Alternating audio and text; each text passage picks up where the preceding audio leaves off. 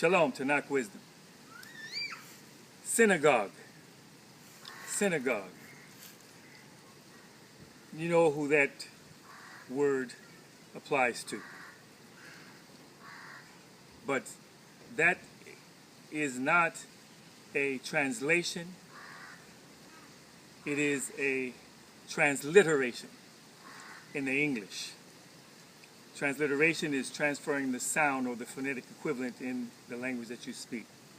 So the word synagogue is actually a transliteration of the Greek word synagogues. English transliteration, synagogue. And that word was translated from the Hebrew bayit kanas. Bayit kanas. And the function of that, bayit, that's the Hebrew word for house. And kanas is the Hebrew word for gathering, to gather. You will recognize the word Knesset in Israel. So bayit kanas is the word that they translated in the Greek as synagogues, and English transliterates it synagogue. But the function and the meaning is simply a house gathering. A house gathering.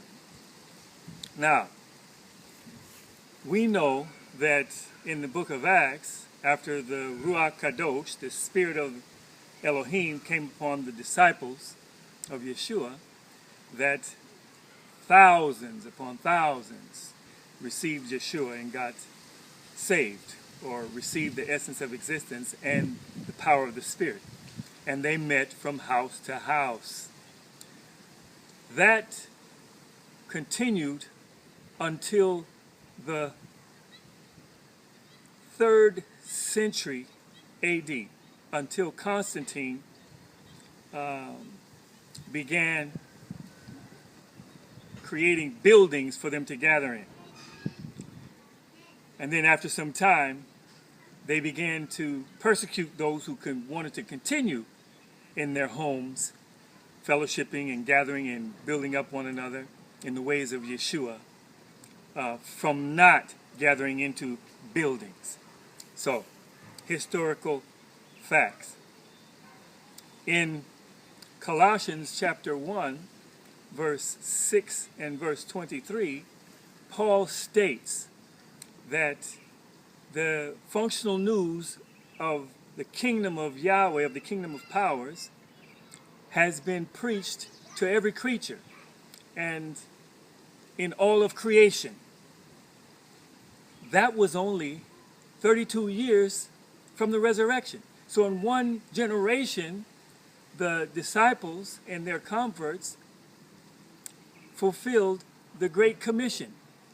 The whole world had known about the functional news of the kingdom. So check this. We know that when you're reading the scriptures, it's to the reader. So Yeshua said in Matthew 28, verse 18, that all authority has been given to him in heaven and on earth. And we know he's given us that authority. So he says, go therefore and make disciples of all nations, immersing them in the name of the Father and the Son and the Ruach Kadosh. But we saw in the book of Acts that they immersed them in the name of Yeshua. And he said, teach them to observe all things that I have commanded you, and lo, I am with you always. Right? He said, teach them all that I've commanded you. So I'm exhorting you. Remember, we did the upload about disciple. The Hebrew word is lamad. The function of that verb root is to be taught, a taught one / teacher. Simple. Whoever Yahweh brings to you, or someone who comes to you because they are interested in your life and your walk and your faith, you just do what Yeshua commanded you to do. teach them everything that he has taught you, and make them a disciple of him. Make them learners of Yeshua. That's simple. And they did it in the first century church, and the second 2 centuries, for 300 years, they took over the whole world by just meeting in homes. That's it. They didn't have no organized setup.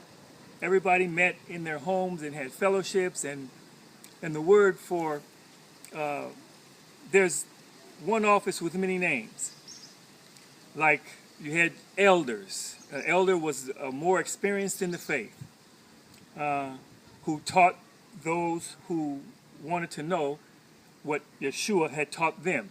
He just taught them all that he knew, right? And then they taught others what they knew. The model was the 12 apostles with Yeshua, who imitated what he did.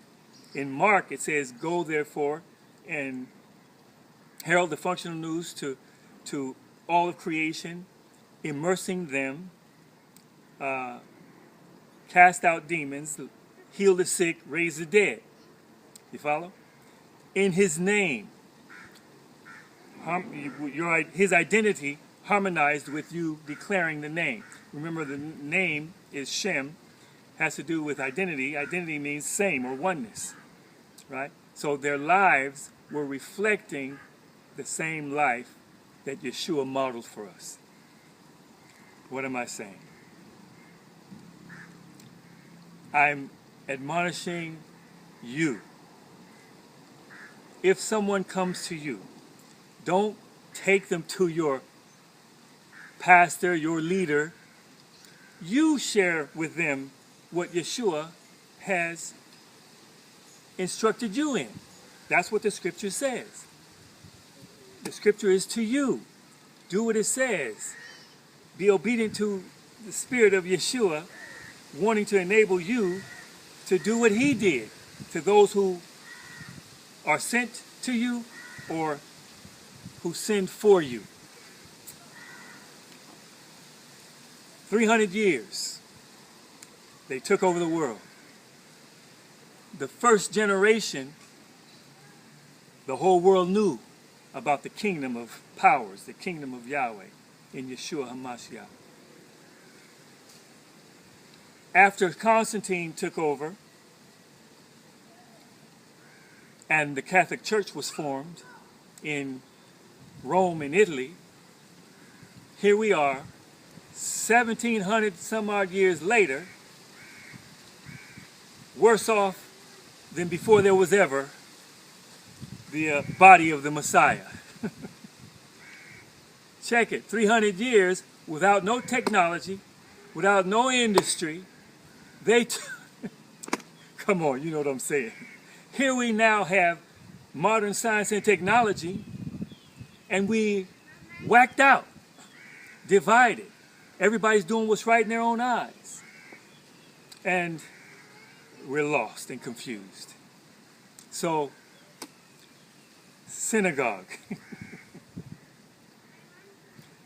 Bayit kanas simply means house gathering. Let's get back to meeting in our homes, having fellowships in our homes, and you be the leader.